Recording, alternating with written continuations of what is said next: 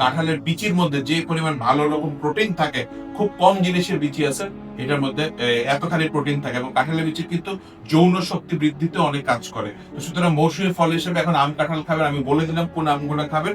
এবং কাঁঠালে সাধারণত ফরমালিন ব্যবহার করা হয় না, অনেকে কাঁঠালের গন্ধ পছন্দ করে না, কিন্তু তাও বলবো যে একটু চেষ্টা করেন কাঁঠালটা খাওয়ার জন্য। কাঁঠালের পুষ্টিগুণ বলে শেষ করা যাবে না।